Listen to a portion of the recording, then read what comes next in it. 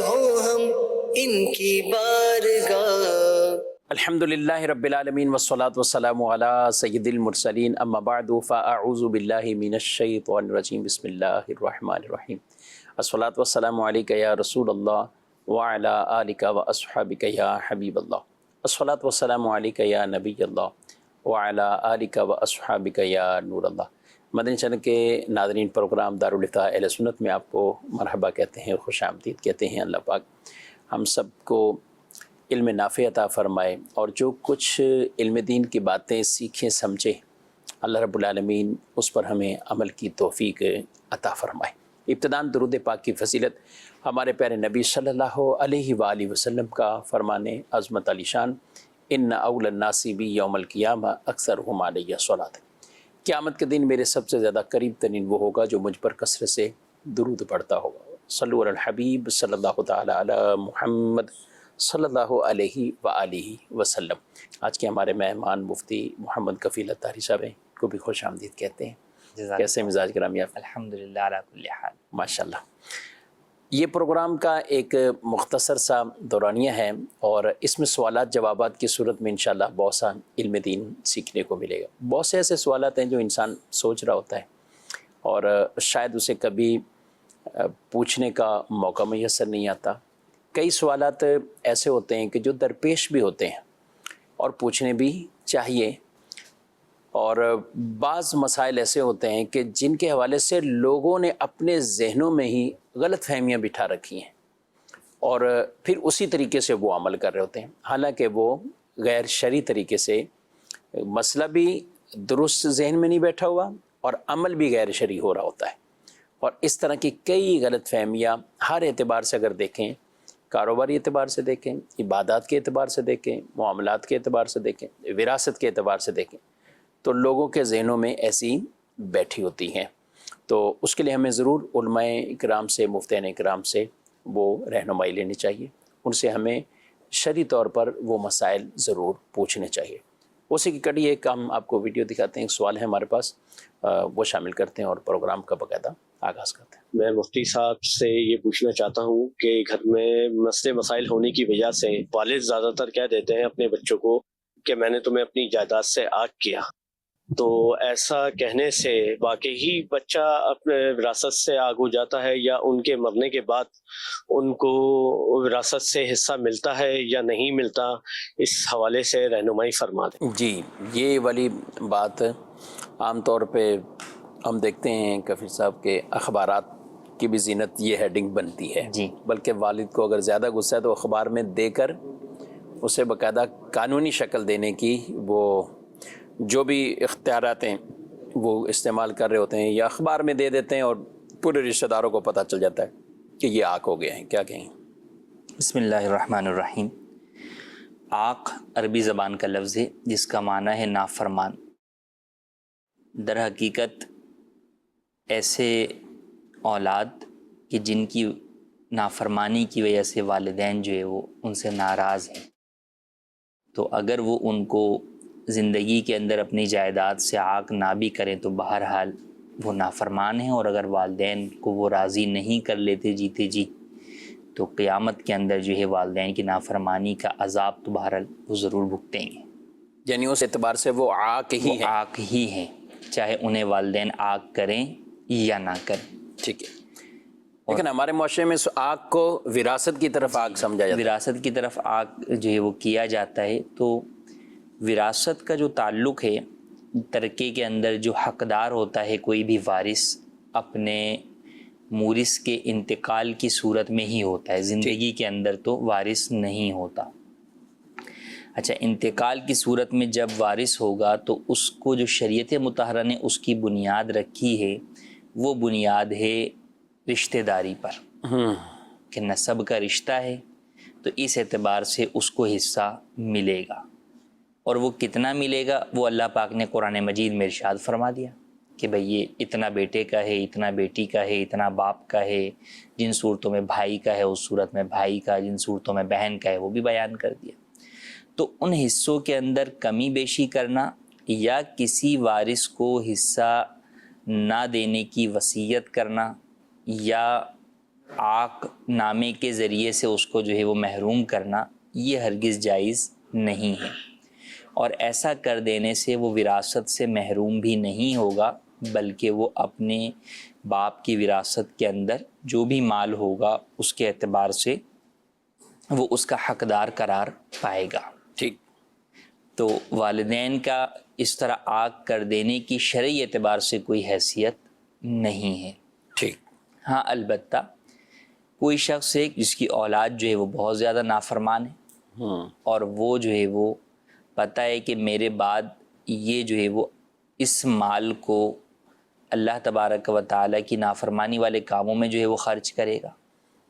مثال کے طور پر کسی کا بچہ ہے جس کے بارے میں اس کو پتہ ہے کہ بھئی یہ نشے ہی ہے، تو اب یہ جو ہے وہ میرے مرنے کے بعد اس جائیداد کو بھی جو ہے وہ نشے میں جو ہے وہ ہار دے گا، یا جواری ہے اور وہ جوئے کے اندر جو ہے وہ اس کو ہار دے گا، ختم کر دے گا۔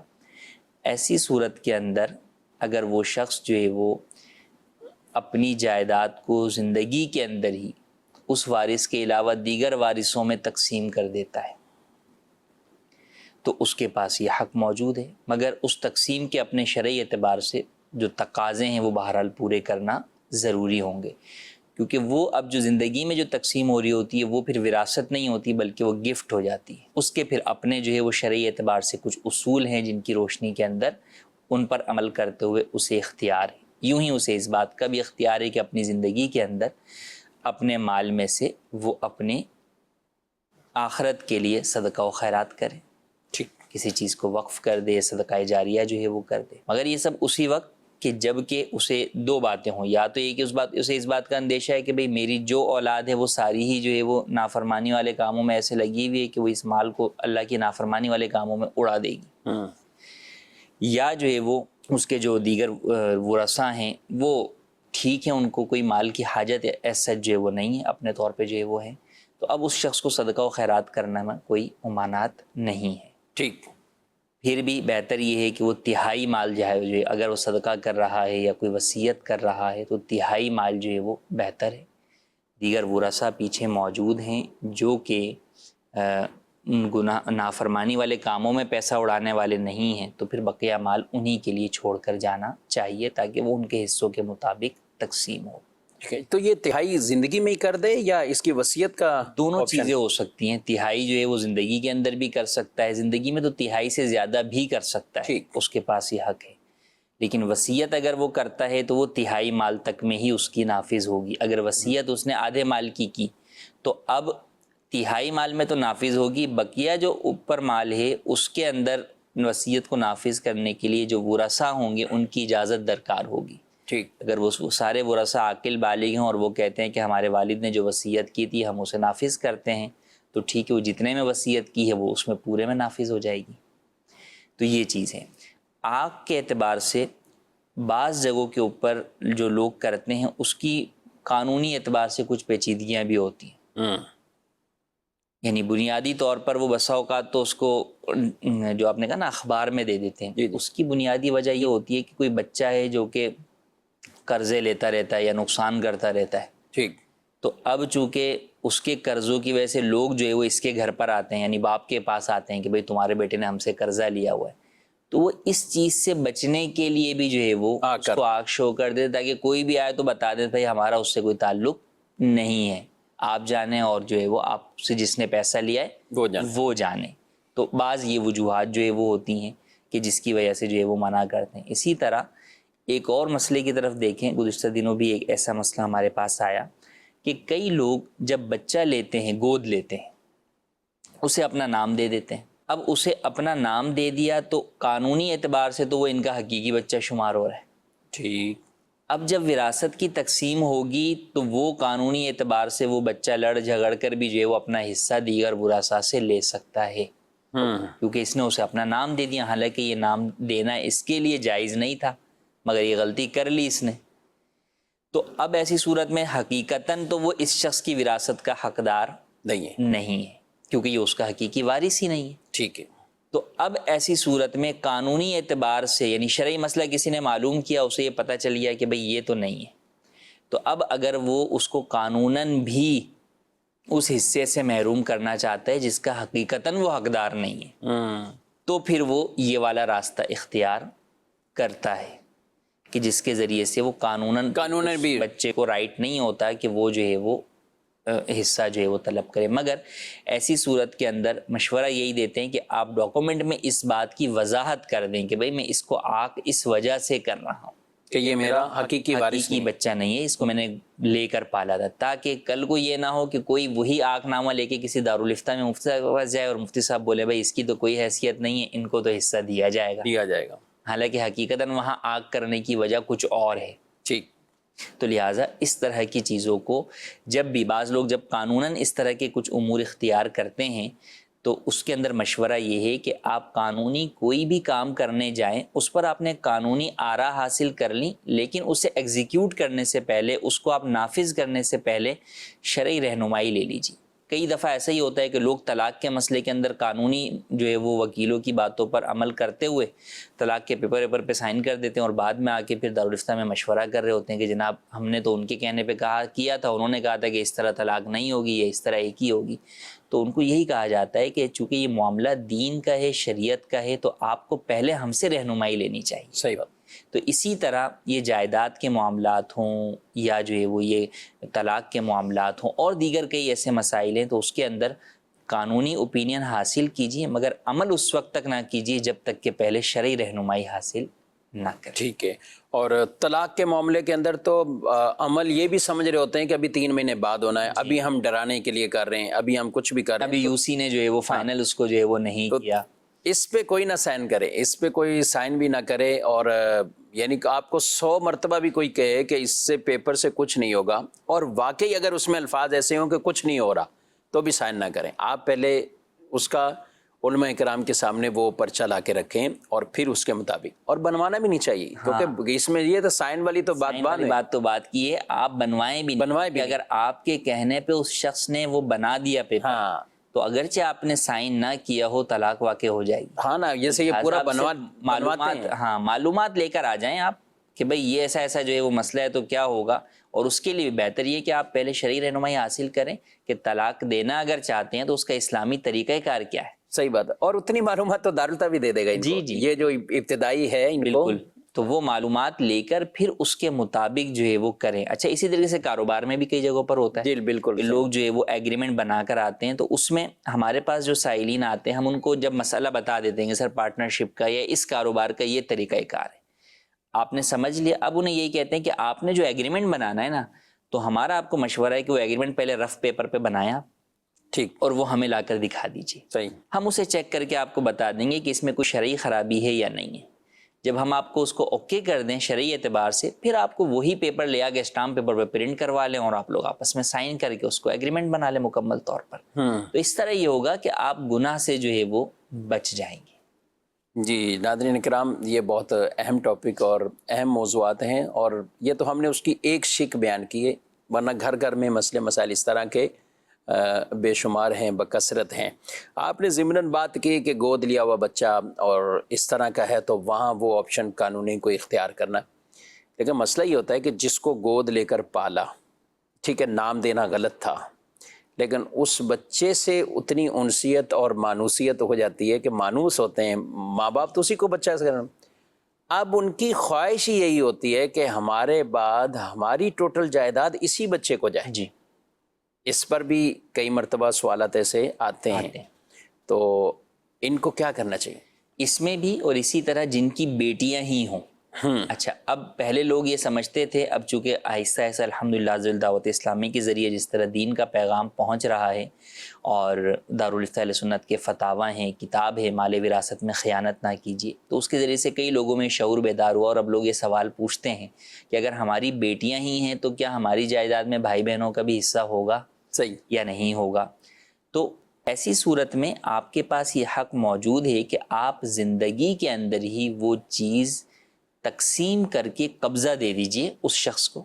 اگر مثال کے طور پہ آپ کا بیٹا ہے اور آپ لے پالک بیٹا ہے اور اسے آپ جو ہے وہ اپنی جائیداد کا وارث بنانا چاہتے ہیں، تو پھر آپ زندگی کے اندر ہی اسے اس چیز کا مالک بنا دیں.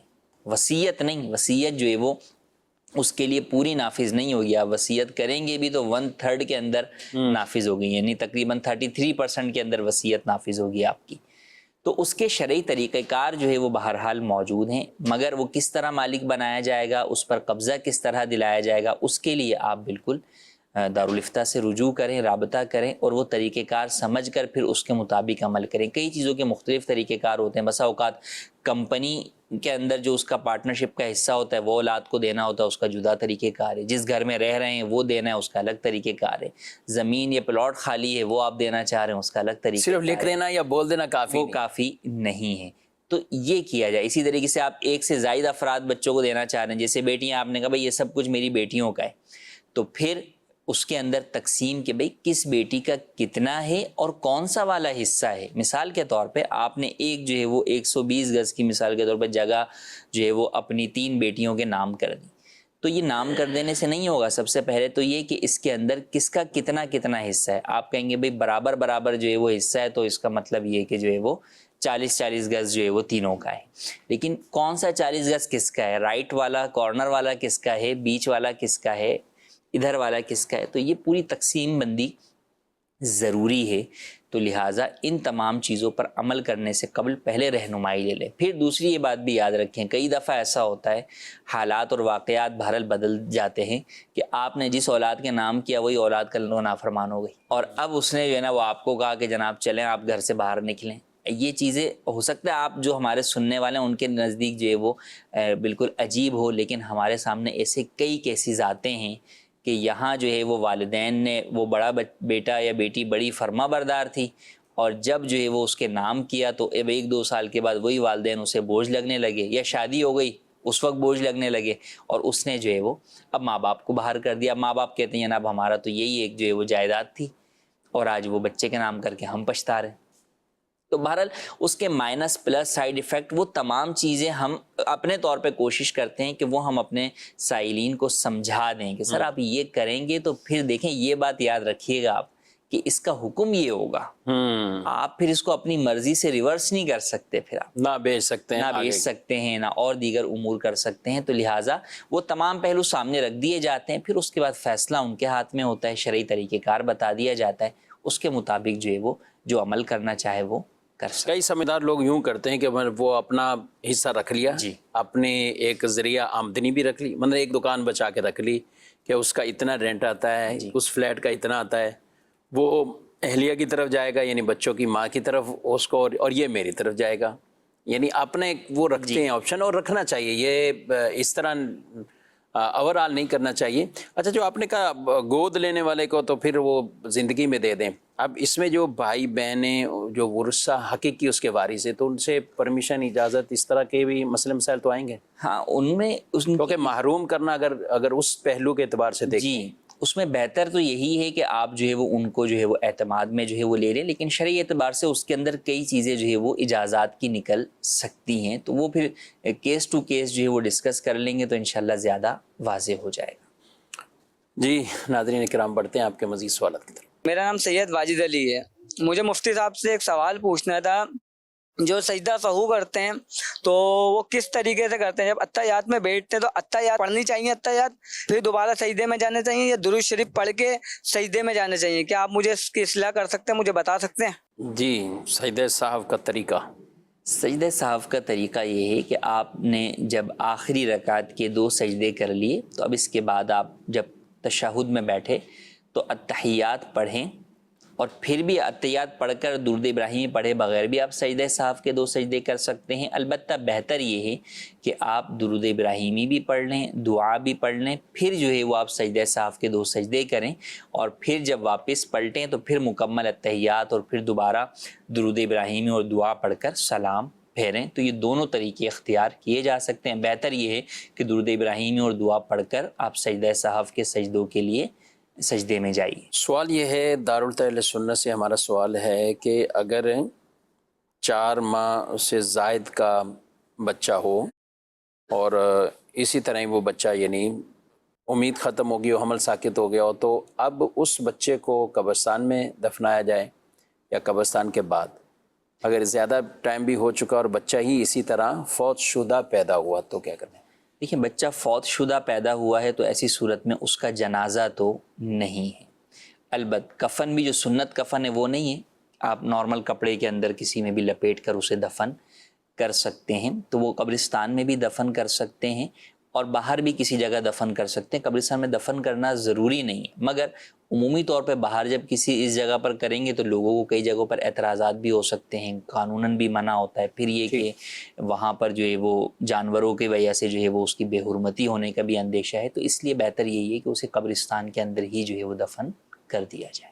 ٹھیک ہے، اور یہ جو اس سے چھوٹے ہیں نارمل ہیں، یعنی جس کے پورے اعضاء نہیں بنے یا کچھ عضو، یہ بھی لوگ بعض اوقات پوچھ رہے ہوتے ہیں کہ عضو ہے تو اب اس کو کیا؟ ہاں، تو جو بھی عضو ہے تو بہرحال ہے انسانی جان کا جو ہے وہ عضو ہے، تو انسان ہونے کے اعتبار سے اس کے عضو کا، اس کا جو بھی ہے اس کا احترام جو ہے وہ بہرحال ہے، تو لہٰذا اسے بھی دفن کر دیا جائے۔ دفن ہی کیا جائے اس کو۔ مکان گروی کے بارے میں یہ سوال ہے کہ گروی مکان لینا یہ کیسا ہے؟ گروی مکان اگر ہے تو اس کو پھر آگے کرائے پر دیا ہوا کیا کہتے ہیں؟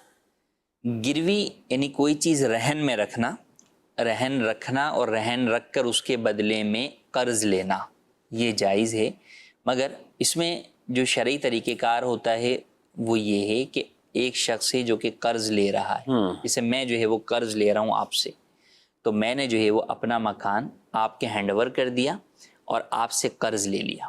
صحیح۔ اب وجہ کیا ہے کہ بھئی اگر میں قرض ادا نہ کر سکوں تو ایسی صورت میں میرے اس مکان کو بیچ کر جو ہے وہ اس سے قرض کی وصولی کر لی جائے۔ اب اس مکان کو آپ جو ہے وہ استعمال بھی نہیں کر سکتے اور کرائے پر بھی نہیں دے سکتے۔ ٹھیک۔ یہ مکان صرف ایز اے ریزرو جو ہے وہ ایز اے سیکیورٹی ڈپازٹ جو ہے وہ آپ کے پاس رکھا ہوگا، اسے استعمال نہیں کر سکتے۔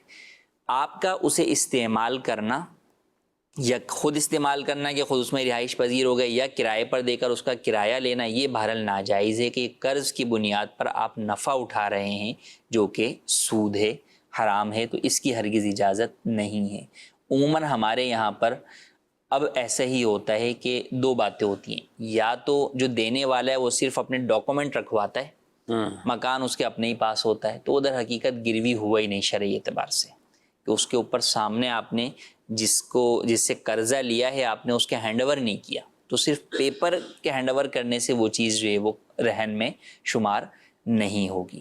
دوسری بات یہ ہے کہ مکان دے دیا جاتا ہے اور پھر سامنے والا کہتا ہے کہ خالی تو پڑا ہے، اس کو کرنا کیا ہے، تو یا تو وہ خود اس میں رہائش اختیار کر لیتا ہے یا وہ کرائے پر دے دیتا ہے، یا ایسا ہوتا ہے کہ یہ شخص خود ہی اس کے اندر رہتا ہے جس کا مکان ہوتا ہے اور اس کا کرایہ جو ہے وہ سامنے والے کو دے رہا ہوتا ہے، تو یہ تمام چیزیں جو ہے وہ قرض پر نفع اٹھانے کے مترادف ہیں، تو یہ جائز نہیں ہے، یہ سود ہے، اس کی ہرگز اجازت نہیں ہے۔ مروجہ جو رہن کا طریقہ ہے، گروی کا طریقہ ہے جس میں نفع اٹھایا جاتا ہے، وہ حرام ہے۔ جی مزید سوال۔ مفتی صاحب سے میرا سوال یہ ہے، حج کب فرض ہوتا ہے اور حج کتنے قسم کے ہیں؟ سب سے افضل حج کون سا ہے؟ رہنمائی فرما دیجیے۔ حج اسلام کا جو ہے وہ 5واں رکن ہے، زندگی میں ایک ہی مرتبہ فرض ہوتا ہے، اور اس کی فرضیت کا معیار یہ ہے کہ وہ شخص جو عاقل اور بالغ ہے اس کے اوپر جو ہے وہ حج فرض ہوگا جب کہ اس کے پاس اتنا مال ہو کہ حج پر آنے جانے اور وہاں رہنے کے اخراجات کے لیے کافی ہو، اور اگر یہ شخص ایسا ہے کہ اس کے اوپر پیچھے جو ہے وہ اپنے اہل و عیال کا نفقہ ہے، تو جتنا عرصہ یہ وہاں آنے جانے میں رہنے میں رہے گا، پیچھے جو افراد ہیں ان کا نفقہ بھی اس کے پاس ہو، تو اتنا مال ہوگا تو اس کے اوپر حج جو ہے وہ فرض ہو جائے گا۔ ٹھیک ہے۔ دیگر اخراجات جو وہاں سے آنا ہے، لوگوں میں اب یہ بھی ہے معروف کہ اگر 8-10 لاکھ خرچہ ہے، بلکہ 10 لاکھ تو اب تو 12 لاکھ جو ہے 12 سے اوپر یہ گورنمنٹ کا جو ہے وہ خرچہ اب یہ 12 سے اوپر یہ تو حج پیکیج ہے، پیکیج ہے۔ اب اس کے وہاں رہنا ہے، کچھ مزید اخراجات، پھر ایک تعداد ہے کہ جو وہاں سے سامان زیادہ لانے کے لیے یا ان سے مطالبات ہی ایسے خاندانی طور پر مطالبات ایسے ہیں، وہاں سے نہ بھی لائیں سامان تو یہاں سے باقاعدہ ان کو خریداری کرنی پڑتی ہے۔ حج سے آنے کے بعد بھی ایک ہفتہ 1.5 ہفتہ وہ باقاعدہ خریداری میں رہتے ہیں، یا حج پر جانے سے پہلے کئی لوگوں کے لیے وہ خریداری کر کے یہاں چھوڑتے ہیں، کیا کہیں گے؟ یہ تمام چیزیں جو ہے وہ حج کے اخراجات سے تو متعلق نہیں ہیں، اگر کسی کے پاس یہ سارے پیسے نہیں ہیں، یہ اضافی پیسے، تو بھی بہرحال اگر حج کے پیکیج کے پیسے ہیں تو اس پر لازم ہے کہ وہ جو ہے وہ حج اپنا فرض ادا کرے۔ اور ان پیسوں کی اضافی اخراجات کی وجہ سے کوئی حج پہ نہیں جاتا تو بہرحال وہ شخص گناہ گار ہے. اور لوگوں کو بھی چاہیے کہ اس طرح کی جو ہے وہ توقعات یا نہ دینے والوں پر طنز یا طعن و تشنیع جو ہے وہ ہرگز نہ کریں کہ آپ کے اس رویے کی وجہ سے ہو سکتا ہے کئی افراد جو ہے وہ اپنے فریضہ حج کی ادائیگی سے محروم بیٹھے ہوئے ہوں. تو لہٰذا ایسا ہرگز نہیں کرنا چاہیے. حاجی سے واپسی میں جو در حقیقت سب سے بڑا تحفہ لینا چاہیے وہ ہے دعا، کہ حاجی کی دعا جو ہے وہ قبول ہوتی ہے. تو لہٰذا ہر ایک کو یہی چاہیے کہ حاجی تحفہ دے بھی تو نہ لیں، آپ زبردستی کریں کہ نہیں آپ تحفہ نہ دیں، آپ صرف دعا جو ہے وہ ہمیں دیں. تو یہ رویہ اختیار کرنا چاہیے. تو بہرحال حج کے یہ تمام شرائط ہم نے آپ کو بتائیں کہ اس کے اندر اس شخص کے پاس اتنا مال ہو، پلس عورت کے لیے یہ ضروری ہے کہ اگر اس کے گھر اور مکۃ المکرمہ کے درمیان 92 کلومیٹر یا اس سے زیادہ مسافت کا فاصلہ ہے، جیسے پاکستان سے جانے والے ہیں تو یقیناً کئی جو ہے وہ 1000 میل کا فاصلہ ہے، تو لہٰذا ایسی عورت کے لیے ان تمام چیزوں کے ساتھ ساتھ محرم یا شوہر کا ساتھ ہونا بھی ضروری ہے. حج تو فرض ہو جائے گا لیکن ادائیگی کے لیے اس کے پاس محرم یا شوہر ساتھ ہونا ضروری ہے. تو لہٰذا اس بات کا بھی خیال رکھنا ہوگا کہ عورت بغیر محرم یا شوہر سفر حج پر نہیں جا سکتی. ٹھیک ہے. گود لینے کے حوالے سے آپ نے گفتگو فرمائی ہے، تو اب سوال یہ ہے کہ اس کے نکاح کے بھی کوئی الگ سے شرعی احکام ہیں کیا ہیں، اصلی باپ کے نام سے یا کس نام سے؟ بنیادی طور پر لوگ جو ہے وہ نکاح کے بارے میں زیادہ کنفیوژن کا شکار ہوتے ہیں کہ بھئی اس طرح نکاح ہوگا یا نہیں ہوگا. حالانکہ اس چیز کی طرف آنا چاہیے کہ جو ہم نے نام دیا ہوا ہے وہ غلط ہے. حدیث پاک کے اندر ہے کہ من ادعا الی غیر ابیہ فالجنۃ علیہ حرام، کہ جس نے اپنے آپ کو اپنے باپ کے علاوہ کی طرف جو ہے وہ دعویٰ کیا، منسوب کیا، اس پر جنت حرام ہے. ایک اور حدیث پاک میں ہے کہ فرمایا فعلیہ لعنۃ اللہ والملائکۃ والناس اجمعین، کہ اس کے اوپر اللہ کی، ملائکہ کی اور تمام لوگوں کی لعنت ہو. تو لہذا اس چیز کو در حقیقت تبدیل کروانا چاہیے، چاہے نکاح ہو رہا ہو یا نہ ہو رہا ہو، پہلے ہی ہو یا نکاح ہو چکا ہو تو بھی. جہاں تک نکاح کا معاملہ ہے تو اس کے لیے حکم یہ ہے کہ اگر وہ شخص معروف یہی ہے کہ بھئی یہ فلاں کا بیٹا ہے، کوئی اس کے حقیقی باپ کو جانتا ہی نہیں ہے، یا جو جانتے بھی ہیں مگر وہ ساتھ ساتھ یہ بھی جانتے ہیں کہ بھئی یہ اس کا جو ہے وہ بیٹے کے طور پہ مشہور ہے، تو نکاح کے اندر اگر یہ کہہ دیا گیا کہ بھئی یہ فلاں بن فلاں کے بیٹے سے نکاح ہو رہا ہے تو نکاح ہو جائے گا. ہاں کرنا کیا چاہیے اور کہنا کیا چاہیے تو اس میں پہلے ہی بتا دیا جائے لڑکی والوں کو. عموماً اس طرف نہیں پتہ ہوگا، یہ لڑکی کی طرف ایسا معاملہ ہے تو لڑکے والوں کو نہیں پتہ ہوگا، تو انہیں بتا دیا جائے کہ بھئی اگرچہ ان کے ڈاکومنٹس وغیرہ میں یہ نام ہے لیکن حقیقتاً جو ہے وہ ان کے والد یہ ہیں. ٹھیک. یہ بات گواہوں کو اور جو ہے وہ لڑکی کو بتا دی جائے یا لڑکے کو بتا دی جائے، جس طرف کا بھی معاملہ ہو تو دوسری جانب بتا دی جائے، اور پھر حقیقی باپ کا ہی نام لیا جائے اور یوں کہہ دیا جائے کہ بھئی یہ جو ہے وہ لے پالک فلاں کا ہے یا فلاں کے بیٹے کے طور پر معروف ہے. اس طرح کے الفاظ کا اضافہ کر لیا جائے کہ بھئی محمد زید بن جو ہے وہ شفیق اور جو ہے وہ معروف جو ہے وہ ولد رفیق، کہ بھئی رفیق کے بیٹے کے طور پہ یہ معروف ہے لیکن در حقیقت جو ہے وہ زید بن شفیق ہے.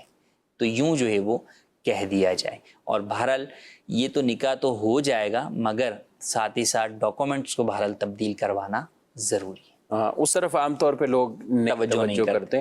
اچھا اگر بالفرض جیسے ڈاکومنٹس میں لکھا ہوا ہے اور غیر والد ہی ہے اور آپ بتا ہی چکے ہیں کہ لوگوں میں معروف ہی ہے تو نکاح تو ہو جائے گا؟ نکاح ہو جائے گا، نکاح میں کوئی حرج جو ہے وہ نہیں. ٹھیک ہے جی. مزید سوال. میرا نام محمد ارسلان ہے. میرا مفتی صاحب سے سوال ہے، کیا زکوٰۃ کے پیسوں میں سے کسی کو قرض دیا جا سکتا ہے؟ ارشاد فرما دیجئے. زکوٰۃ کے پیسے اور آگے قرض دینا. زکوٰۃ کے پیسوں میں سے تو آپ زکوٰۃ ہی ادا کریں گے، کسی کو قرض کیسے دیں گے؟ جب تک آپ قرض دیں گے تو زکوٰۃ ادا نہیں ہوگی، تو لہٰذا زکوٰۃ کے پیسوں میں سے قرض نہیں دیں گے. زکوٰۃ کے پیسوں میں سے تو آپ مستحق زکوٰۃ کو زکوٰۃ کی ادائیگی ہی جو ہے وہ کریں گے.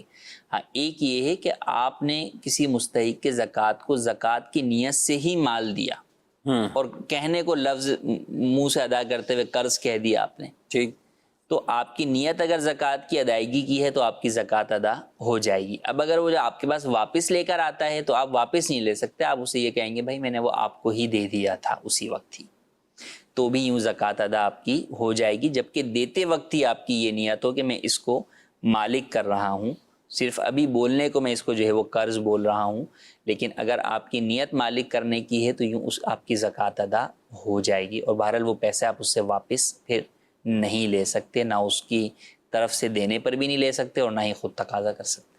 ٹھیک ہے, نہ کوئی تقاضا کر سکتے ہیں. ایک واقعہ ہوا پچھلے دنوں, کچھ نے پوچھا بھی آ کے, کیونکہ یہ والا جب قرض کہتے ہیں یا بعض لوگ مشروط دیتے ہیں, میں پیسے تو آپ کو دے رہا ہوں, آپ نے اس سے ٹھیلا لگانا ہے اور آپ نے کام کرنا ہے, آپ نے رکشہ لینا ہے, آپ نے فلاں, یعنی کوئی بھی اس کو 1 لاکھ روپے کے اندر اندر کوئی بھی اس کا سسٹم بنانا ہے. اب اگر دے دیا ان کو اور وہ اس شرط کے برخلاف کر رہا ہے یا وہی بیچ باچ کے نکل گیا, تو کیا رویہ اختیار کرنا ہوگا؟ شرعی اعتبار سے تو آپ اس پر کسی بھی قسم کا کوئی جو ہے وہ اعتراض نہیں کر سکتے, کیونکہ آپ نے دے دیا, آپ نے اس کو مالک کر دیا, وہ زکوٰۃ ادا ہو گئی. زکوٰۃ کی ادائیگی میں شرط لگانے کا مطلب 2 ہیں. آپ مالک کرنا مقصد ہے اور پھر شرط لگا رہے ہیں تو آپ کی شرط کا اعتبار ہی نہیں ہے. اور ایک یہ ہے کہ آپ مالک کرنا مقصد ہی نہیں ہے آپ کا, آپ جو ہے وہ بطور وکیل جو ہے وہ اسے یہ بطور قرض دے رہے ہیں کہ بھئی یہ تم یہ کام کرو اور پھر مجھے یہ پیسے جب تمہارا کام سیٹ ہو جائے واپس کر دینا. تو پھر ایسی صورت میں جب آپ مالک ہی نہیں کر رہے تو آپ کی زکوٰۃ ہی ادا نہیں ہوگی. تو اس طرح کی شرط لگانی بھی نہیں چاہیے. آپ دیں, کئی دفعہ بچوں کی شادی کے لیے جو ہے وہ دے رہے ہوتے ہیں, تو آپ سامنے والا مستحق ہے, آپ اس کو جو ہے وہ زکوٰۃ دے دیں. اب اس کی مرضی ہے, وہ اس سے جو دل چاہے کرے, آپ کو اس کے اوپر کسی قسم کے شکوہ و شکایت نہیں کرنا چاہیے. اصل میں اس میں 2 نیتیں ہوتی ہیں. پہلی تو یہ ہوتی ہے کہ یہ ہمیشہ مانگتا ہی رہے گا, ایک طرح کا اس کے اندر مانگنے والی ایک برا وصف دائر ہے, کسی کے آگے ہاتھ پھیلانا اور مانگتے رہنا. دوسرا یہ کہ تجربات مشاہدات یہی ہیں کہ یہ بندہ اب اگر عادی ہو گیا, کیونکہ زکوٰۃ اگر کسی کو کھانا لینا لگ جائے, یعنی اچھے خاصے بعض اوقات ایسے لوگ ہوتے ہیں کہ جو واقعہ 100% حقدار ہیں لیکن زکوٰۃ نہیں لیں گے, ان کے ایک مائنڈ بنا ہوا کہ زکوٰۃ کا پیسہ ہم نے نہیں لینا, ہم نے زکوٰۃ نہیں کھانی, نہ اپنے بچوں کو کھلانی. وہ بہت اچھے ہیں, پلس یہ ہے کہ نہیں لینا چاہتے. لیکن جن کو پتہ ہے کہ ایک ساتھ کہیں سے اچھا خاصا اماؤنٹ مل جاتا ہے, بھائی 5 لاکھ مل گئے, 2 لاکھ مل گئے, 4 لاکھ مل گئے, آپ بتائیں وہ بندہ 25,000 روپے کی نوکری کیوں کرے گا؟ اس کو 8 مہینے کا بیٹھے بیٹھائے مل گیا. اب وہ ہر دفعہ کسی نہ کسی کو یوں کر کے لے لیا اور اپنے یوں ہی گزارا کرتے رہے. تو ایسے پہ بھی لوگ تھوڑے سے مزدار ہیں. مالدار لوگوں کو بھی سوچنا چاہیے کہ وہ اپنی زکوٰۃ کہاں دے رہے ہیں. حقدار گرچہ وہ ہے, لیکن ایسا نہ ہو کہ آپ کی زکوٰتیں, بعض اوقات ایسا ہوتا ہے لگے بندے ہر سال انہی کو ہی دینی ہے, فلانے آنا ہے, فلانے آنا ہے, فلانے آنا ہے. 25 سال سے وہ دے رہے ہیں, اب 25 سال سے وہ شریف فقیر ہے یار, اس کے حالات ایسے ہی کیا ہوئے نہیں ہیں. بعض کے واقعی ہو سکتے ہیں, ٹھیک ہے وہ اس حالات سے باہر نہیں آیا, اور یہ ایک الگ بات ہے. لیکن آپ ایک عرصہ دراز سے اگر اس طریقے سے کر رہے ہیں تو آپ کو تو ہر سال رینیو سوچنا چاہیے اس حوالے سے, نہ کہ یہ کہ اپنے لگے بندے جس طرح کا آپ کا معاملہ ہے اس طرح دے کے آپ اپنا سمجھے کہ میں سیف سائڈ ہوں. اب ایک بندے کو دیا, کہا کہ بھائی تمہیں رکشہ لے کے دیتے ہیں, تم ایسا کرو کہ پتہ کرو کتنے کا رکشہ ہے. اور بولا کہ بھی 1,20,000 تک مجھے رکشہ مل رہا ہے. اس نے بولا بھائی میں تو 80,000 ہی دے سکتا ہوں, میرے پاس 80,000 وہ ہے, اس کے پاس کچھ بھی نہیں تھا. کہا ٹھیک ہے 80,000 روپے آپ دے دیں اور بقیہ میں کچھ ارینج کرتا ہوں, میں اس کے کچھ بھی کرتا ہوں. اب یہ خیر یہ بھی 80,000 دینے والا سمجھدار ہے, تو اس نے باقاعدہ شرعی طریقے سے ہی اس کو مالک بنایا, اس کو دے دیا. بقیہ رقم اس نے کہیں سے قرض لی, اور یہ اس نے کہا کہ اس طرح نہیں, رکشہ جہاں بھی آپ دیکھ کے آئے ہو یہ وہ مجھے لے کے جاؤ, میں بھی دیکھوں گا, ٹھیک ہے, اور وہاں پیمنٹ آپ کے سامنے, مطلب آپ کو قبضہ دے کے ہی پیمنٹ آپ سے ہی کراؤں گا, لیکن رکشہ ہی لینا ہوگا. اور روزانہ تم نے مجھے دکھانا بھی ہے کہ تم کام پہ نکلے بھی ہوئے ہو, کام بھی کر رہے ہو, ٹھیک ہے بھی. اچھا دکان والے کو اس نے الگ سے بتا دیا کہ میں نے اس کی ہیلپ کی ہے, مدد کی ہے, مطلب یہی ہے کہ یہ کام کرے. اب گزرے کوئی 5 دن 6 دن, تو اسی دکان والے کا اس کو فون آ گیا کہ بھئی یہ تو بیچنے آ گیا ہے, رکشہ واپسی بیچنے آ گیا ہے. اور اس کا رکشہ جو ہے نا وہ ہم اس سے جو 1,20,000 میں بیچا تھا تو وہ ہم 1,05,000 میں 1,03,000 میں یہ یوں 15-12 ہزار اس کے کٹ کے اس کا بک رہا ہے. اور یہ بلکہ سودا کر چکا ہے یہ مارکیٹ میں، یوں کہیں اور کر رہا تھا، 7 دکانوں والے تو پتہ چل گیا. اب یہ باغا پہنچا وہاں پہ اور جھگڑا کر کے اپنا 80,000 لے کے آ گیا. جو اس نے دیا تھا یہ اپنا 80,000 لے کے آ گیا. اب یوں کر کے گھما، مطلب پھر مسئلہ لے کے آ گیا اب کیا کرنا ہے. یہ تو اس طرح کی کچھ اگر کنڈیشن کوئی لگاتا ہے اور پھر اگر نہیں ہو تو پھر واپسی لے کے آ جائے، کیا کہیں گے. اب اس میں ہوا یہ کہ ان کی طرف سے یہ تھا کہ بھئی ٹھیک ہے ہم نے یہی تھا، لیکن ہمیں اس وقت ہم اس پوزیشن میں نہیں کہ رکشہ نہیں چلا پا رہے، اس مہنگائی میں یا جو بھی طریقہ کار ہے اس میں یہ بندہ نہیں چل رہا، یہ کچھ اور کرے گا. لیکن آپ نے جس سے 40,000 لیا ہے وہ بھی ہمارے وہ نقصان ہو گیا، یہ بھی اپنا 80,000 لے کے آ گئے. کیا کہیں گے آپ؟ دیکھیں اس میں یہی ہے کہ طریقہ کار میں بھی یہی عرض کرنے والا تھا کہ کئی جگہوں کے اوپر تو ایسا ہے کہ آپ وہ چیز ہی پھر لے کر اسے دے دیں، ڈائریکٹ ہی وہ چیز ہی جو ہے وہ آپ اس کو جو ہے وہ لے کر دے دیں کہ بھئی یہ چیز خرید کر ہی ہم نے دے دی. جیسے شادیوں میں دیا جاتا ہے تو بھئی فرنیچر جو ہے وہ لے کر جو ہے وہ دے دیتے ہیں.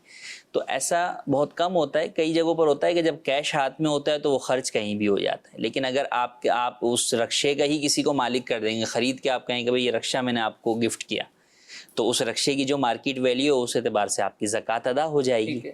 تو ایک تو یہ طریقہ ہے. لیکن بعض افراد واقعی ایسے ہوتے ہیں کہ جنہوں نے اس چیز کو اپنا پیشہ بنایا ہوا ہوتا ہے اور وہ واقعی کام کاج نہیں کرنا چاہتے اور وہ ادھر ادھر سے پکڑ کر وہ صرف جو وہ پیسہ آگے پیچھے ہی کر رہے ہوتے ہیں. تو شرعی اعتبار سے تو وہ ضروری ہے کہ آپ کو ملکیت ہی کرنا ہے، آپ کی شرط جو ہے وہ نہیں ہے.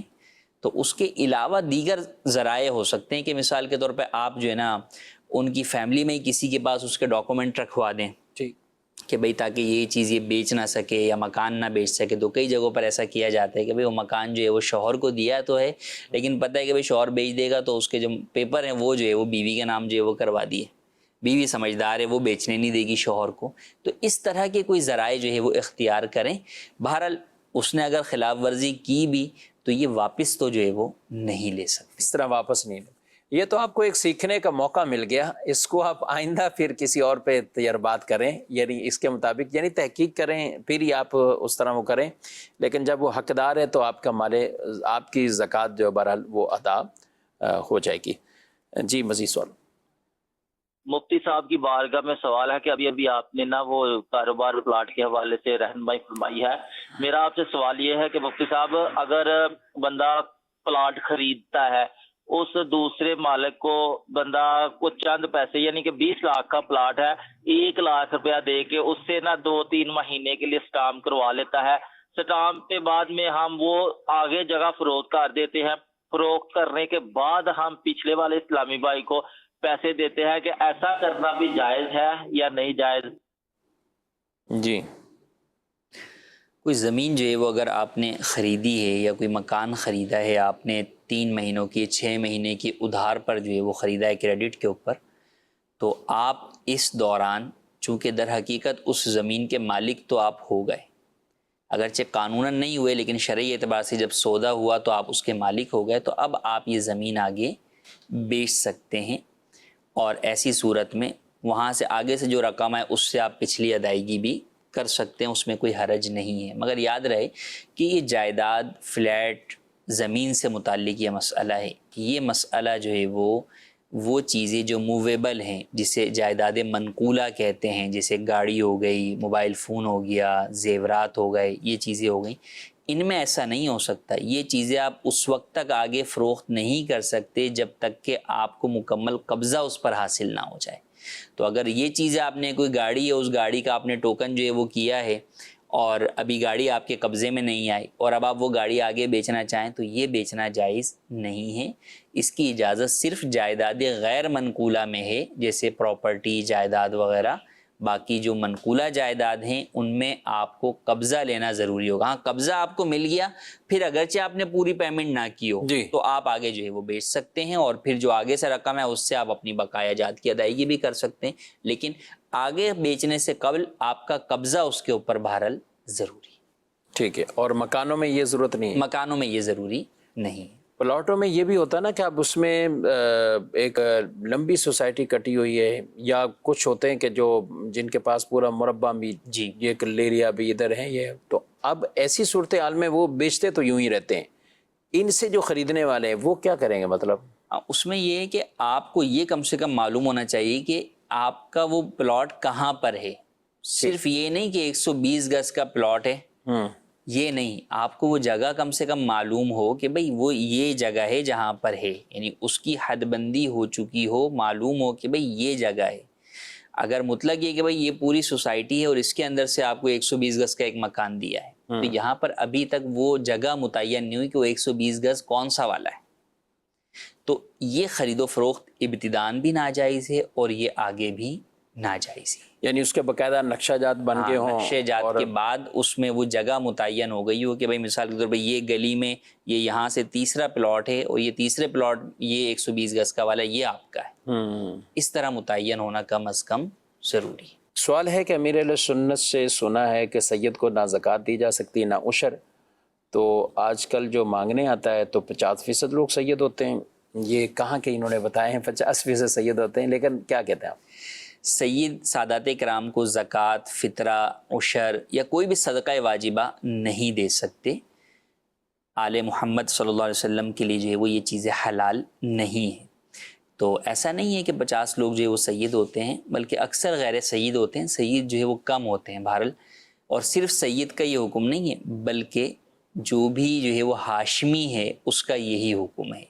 سید تو صرف حسنین کریمین کی اولاد ہیں، جبکہ ہاشمی جو ہے وہ اس کے زیادہ اور بہت سارے ہیں، جیسے حضرت علی رضی اللہ تعالیٰ عنہ کی جو اولاد سیدہ فاطمہ الزہرا رضی اللہ تعالیٰ عنہ کے علاوہ دیگر جو ہے وہ خواتین سے ہوئیں، دیگر ازواج سے ہوئیں، وہ جو ہے ان کو بھی نہیں دے سکتے، وہ علوی جو ہے وہ کہلاتے ہیں. اسی طرح حضرت عباس رضی اللہ تعالیٰ عنہ کی اولاد ہیں، انہیں جو ہے وہ نہیں دے سکتے. تو یوں یہ سارے ہاشمی جو ہے وہ کہلاتے ہیں. تو جو بھی ہاشمی ہے اسے زکوٰۃ نہیں دے سکتے. بہرحال مانگنے والا جو آ رہا ہے اگر اس کے بارے میں پتہ ہو یا وہ بتا دے کہ بھئی میں جو ہے وہ سید ہوں یا ہاشمی ہوں، تو آپ اسے زکوٰۃ نہیں دے سکتے. اپنے پاک مال سے اس کی مدد جو ہے وہ کیجیے. اور مانگنے والوں کا جو ایک جنرل بات ہم کہی جاتی ہے، تو مانگنے والوں میں تو کئی جگہ پر وہ اگر غیر ہاشمی اور غیر سید بھی ہو تو کئی جگہ پر وہ پیشہ ور بھکاری ہوتے ہیں، وہ مستحق نہیں ہوتے یا مستحق ہوتے ہیں لیکن انہوں نے بھیک کو اپنا پیشہ ہی بنایا ہوا ہوتا ہے. تو لہٰذا ایسے افراد کو تو ویسے ہی نہیں دینا چاہیے.